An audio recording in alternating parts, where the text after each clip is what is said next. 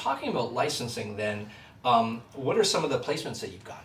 So I have had placements on Last Tango in Halifax, which is a Netflix show.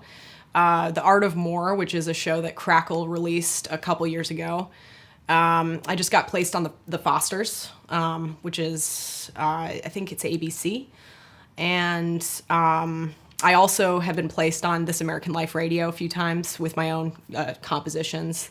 And then, strangely enough, I've had a lot of placements all over the world, UK, Sweden, Germany, little commercials here and there. There was a documentary made in Germany about the Northern Lights, and my song was on that, and I had Germans writing me. They were like, hey, who are you? That's awesome. Just like random Germans. Yeah. So you're instant fans. Yeah, and I'm hoping to tour through Europe this next year. So yeah. Based a little bit on that buzz too. Yeah, just to kind of go there and meet some of the people that, wrote me and that reached out to me personally. And yeah, there's, like I said, there's many avenues you can go about placing your music, and I believe in going that long way around and kind of trying to get into the inside of a show. That's how I got into This American Life. It wasn't through any company. It wasn't through anyone but myself, because I'm a huge fan of the show. Wow. And I literally wrote probably 15 cues just aimed at This American Life. And I labeled it in SoundCloud, and it was very specific emotion titled.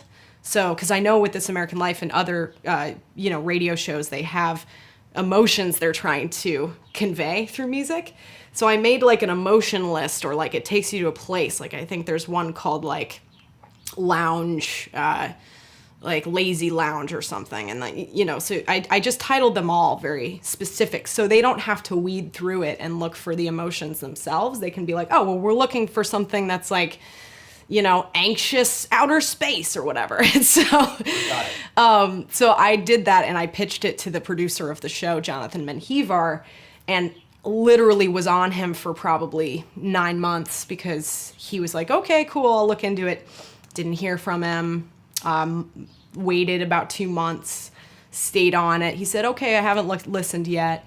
Waited another 2 months. I just kept on it, and I think that there's something to be said for being relentless, even though it's exhausting. Sometimes you don't hear back from people. I don't hear back from people. Sure. There's a lot to be said for that, just to stay on top of it and show them that you really care and that you're not giving up.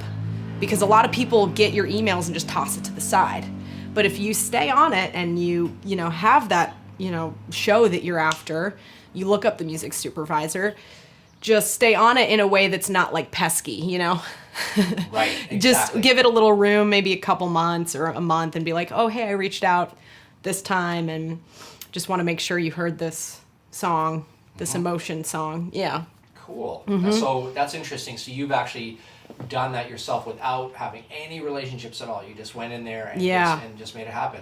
And I guess the point too is that once you got your foot in the door a little bit, right, especially with somebody specific, they've got other things that they're working on, and then you're on the A-list now, right? I mean, of course he's going to be like calling you up. It's a rotating thing, so the music's always in their rotation. Wow. And I'm looking to do another series just for them. I think it's important that supervisors and shows feel special. So if you're literally like, you have a mission and you're like, this is the show I want to get on, just label it very clearly, like, this is for you. This is for, Grey's Anatomy. And that's a tough one to get on. That's a really tricky show. But you can just make them feel special and say, look, I literally wrote this for the show. Interesting. Yeah. That's cool. Yeah, definitely. If you have the access to do that, why not? Like, if you have the time and you want to build your library in that way and focus it there, then, make them feel like you're not pitching it to anyone else, Right. Yeah. Right. That's brilliant. Yeah. Now, I guess you're getting reoccurring royalties from This American Life every time your music's played. Well, NPR is a different beast. It's tricky because the way they do the royalties is a little slower. So you have to stay on BMI or ASCAP, whichever one you're on, and you have to write them and let them know, hey, I've had, placements up twice or 3 times. And sometimes you don't see that, So you've just got to, sometimes you have to contact BMI. Yeah, to make sure. The other stuff that I've done with the libraries is much quicker because the royalties come in quarterly. Someone else is doing all the paperwork. But if you're doing it on your own, you have to stay on top of it more. Interesting. For sure, yeah. Now, just a little segue into libraries.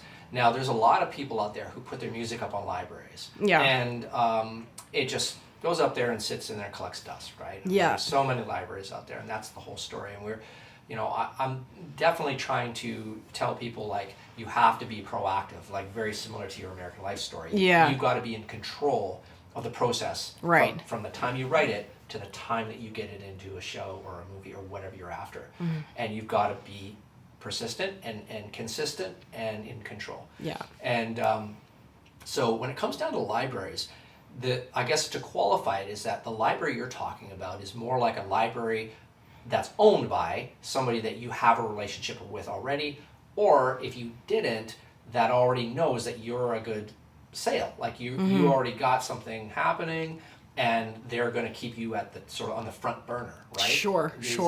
So it does depend on the library. The library that I've worked with, like Eager Parade, which is owned by Lindsay, those libraries are owned by someone who is a songwriter themselves. So she knows the process, right. And she's in with music supervisors that she's able to pitch directly to in meetings. Right. There's another company I write for called Syn, S-Y-N, and that's a similar situation where they have access to, like, they're pitching things all the time. Got it. And so those are the more active libraries. I think there's a lot of indie libraries that people are launching and trying, and those people have an idea, but they don't have the resources. So you kind of have to do your research in terms of, like, what your direction is and, what you're trying to do.